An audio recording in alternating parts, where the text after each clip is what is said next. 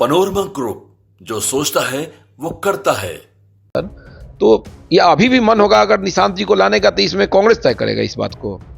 कांग्रेस वाले अपने बेटा को, पतों को, नाती को, पोता को राजनीति में लेके आएंगे, और निशांत जी की बात आएगी तो ये नौटंकी करेंगे। नॉमिनेटेड तो नहीं ना होना है कि लालू जी के परिवार में राज्यसभा होंगी, मीसा भारती जी तो फलना जी होंगे, एमएलसी होंगे, फलना जी होंगे। टैलेंट से कोई व्यक्ति लड़के जा सकता है। एक घर में 10 लोग टैलेंट से आईएएस आईपीएस की तैयारी करके पास करके जा सकता है कंपटीशन में, तो एक परिवार में 5 गो नेता क्यों नहीं हो सकता है? जनता के वोट से जाएगा। नीतीश जी अस्वस्थ हैं तो भाजपा अस्वस्थ है, ये कौन विषय है यार? नीतीश जी पूर्णतः स्वस्थ है, पूरे बिहार का दौरा कर रहे हैं। इनके अस्वस्थ करने से वह स्वस्थ थोड़े हो जाएंगे। इस नेचुरल गठबंधन से बड़ी खुश हैं, लगातार खुश रहे हैं। और दिल्ली का चुनाव हारने के बाद ये महागठबंधन और विपक्ष के जो लोग हैं ना, इनको पूरा मटियामेट ही लोग हो गया। इनको समझ में नहीं आ रहा है कि हम करें तो क्या करें। हरियाणा हारे, महाराष्ट्र हारे, अब दिल्ली भी हाथ से निकल गया। नमस्कार, आप हैं न्यूज़ 4 नेशन पर। मैं आपके साथ अभिजीत सिंह। बिहार के मुख्यमंत्री नीतीश कुमार के बेटे निशांत की राजनीतिक एंट्री को लेकर काफी दिनों से चर्चा चल रही है। अब ये कहा जा रहा है कि होली के बाद वो जनता दल यूनाइटेड ज्वाइन करेंगे और हरनौत विधानसभा है, वहां चुनाव लड़ेंगे। लेकिन अब सियासत इस पे होने लगी है। तहां विपक्ष के नेता हैं, वो स्वागत भी कर रहे हैं, तो कहीं ना कहीं अब विरोध भी दिखता नजर आ रहा है विपक्ष के द्वारा। और साफ तौर पर कहते हुए जा रहे हैं कि राजा का बेटा राजा नहीं बनेगी। हरनौत की जनता सब जान रही है। हमारे साथ बात करने के लिए बीजेपी के कद्दावर नेता विधायक हैं पवन जायसवाल जी। पवन जायसवाल जी, कैसे देख रहे हैं निशांत की राजनीति के एंट्री को लेकर? अब सियासत होने लगी है, इसको किस तरह देखें? क्या सियासत होगी इस बात पर?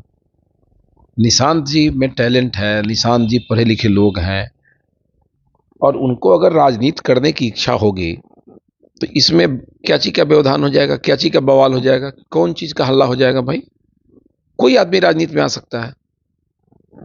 राजनीति में क्यों नहीं आ सकता है? सैकड़ों मिनिस्टर हैं, सैकड़ों नेता हैं, बड़े बड़े दर्जनों मुख्यमंत्री हैं, प्रधानमंत्री है, उनका बेटा राजनीति में है।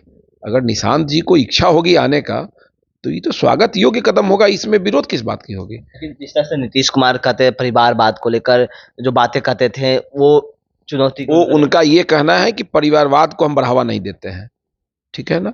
जब नीतीश जी की इच्छा होगी, उनके सहमति से ही ना कुछ होगा। अगर नीतीश जी सहमत होंगे, उनको जब लगेगा कि नहीं भाई, हमको राजनीति अब नहीं करनी है, राजनीति में सक्रियता को घटाना है भविष्य में 10 साल बाद, अगर तो यह अभी भी मन होगा अगर निशांत जी को लाने का, तो इसमें कांग्रेस तय करेगा इस बात को। कांग्रेस वाले अपने बेटा को, पतों को, नाती को, पोता को राजनीति में लेके आएंगे, और निशांत जी की बात आएगी तो ये नौटंकी करेंगे। इनके बैनर लगाने से राजनीति किसी का रुकता है? नहीं बोल रहे हैं राजा के बेटा राजा नहीं बनेगी, आम जनता प्रजा भी बनेगी। देखिए, ये लोकतंत्र है। लोकतंत्र में एक अनपढ़ व्यक्ति, मतलब एकदम सिग्नेचर जिसको नहीं करने आएगा, जो निरक्षर होगा ना, वो व्यक्ति भी राजनीति में आ सकता है। वो व्यक्ति तो शिक्षित है, पढ़ा लिखा व्यक्ति है। ये निर्णय निशांत जी को लेना है, ये निर्णय नीतीश कुमार जी को लेना है, ये निर्णय कांग्रेस को नहीं लेना। इसलिए कांग्रेस के लोग ज्यादा परेशान नहीं हो, आरजेडी के लोग ज्यादा परेशान नहीं हो। लेकिन जिस तरह से लालू जी के सभी बेटा, क्या नाम है, दामाद, सब लोग राजनीति में आ जाएंगे। सभी लोग संबंधी राजनीति में आ जाएंगे। और नीतीश जी के लड़का की बात अगर चर्चा हो रही है, वो झूठ है कि सच है मुझे नहीं मालूम है, तो इनको इतना है तो क्यों मचा हुआ है? इनको कुछ अपने परिवार में से कम कर ले। अरे भाई, हम विधायक हैं, हमारे परिवार में किसी को, हमारी पत्नी चेयरमैन रही है, हम स्वयं जिला परिषद थे। राजनीति, हमारे परिवार में राजनीति करने वाले लोग हैं, राजनीतिक ललक है, तो एक घर में 5 आदमी को वोट लेके ना जाना है। नॉमिनेटेड तो नहीं ना होना है कि लालू जी के परिवार में राज्यसभा होंगी, मीसा भारती जी तो फलना जी होंगे, एमएलसी होंगे, फलना जी होंगे। टैलेंट से कोई व्यक्ति लड़के जा सकता है। एक घर में 10 लोग टैलेंट से आईएएस आईपीएस की तैयारी करके पास करके जा सकता है कंपटीशन में, तो एक परिवार में 5 गो नेता क्यों नहीं हो सकता है? जनता के वोट से जाएगा। लेकिन जिस तरह से मुख्यमंत्री नीतीश कुमार को लेकर विपक्ष सवाल खड़े कर रहे हैं, प्रचार भी कर रहे हैं कि वो तबियत खराब हो गया, वो अब आईएएस आईपीएस बिहार को चला रहे हैं, तो इस तरह की बात अब चर्चाएं कर रहे हैं। ये महागठबंधन वाले जो लोग हैं ना, इनका मानसिक संतुलन खराब हो गया है। ये मानसिक रूप से दिवालिया हो गए हैं, मानसिक रूप से अस्वस्थ हो गए हैं। ये नीतीश जी के स्वस्थ अस्वस्थ पर इनका ध्यान कहां जा रहा है? इनको अपने ऊपर दिमाग लगाना चाहिए कि ये मानसिक रूप से स्वस्थ नहीं है, इसलिए इस प्रकार का बयान दे रहे हैं। इनको बिहार में हम जो बेहतर काम कर रहे हैं, हमारी सरकार जो बेहतर काम कर रही है, उसमें अगर कहीं कुछ त्रुटि हो रहा है ना, उसको ये केंद्रित करें। नीतीश जी अस्वस्थ हैं तो भाजपा अस्वस्थ है, ये कौन विषय है यार? नीतीश जी पूर्णतः स्वस्थ है, पूरे बिहार का दौरा कर रहे हैं। इनके अस्वस्थ करने से वह स्वस्थ थोड़े हो जाएंगे। क्या लगता है प्रचार किया जा रहा है विपक्ष के द्वारा उनको जनता के बीच के पास तो कोई मुद्दा नहीं है, चूंकि हम लोग लगातार बेहतर काम कर रहे हैं तो इनके पास कोई मुद्दा है नहीं उसमें से सब निकालने का। बिहार की सड़क देखिए, बिहार की बिजली देखिए, बिहार का स्वास्थ्य देखिए, बिहार का इंफ्रास्ट्रक्चर देखिए, बिहार में अपराधियों के खिलाफ कार्रवाई देखिए।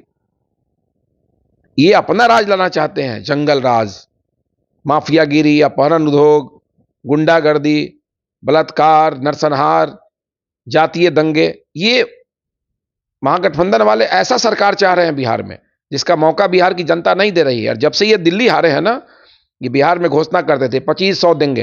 अरे 15 साल मौका मिला था, क्यों नहीं दे दिए 1 रुपया आप? उस समय तो पकड़ पकड़ के पैसा लेने में लगे थे। आज आपको 2500 का झूठा सुगुफा छोड़ रहे थे बिहार में।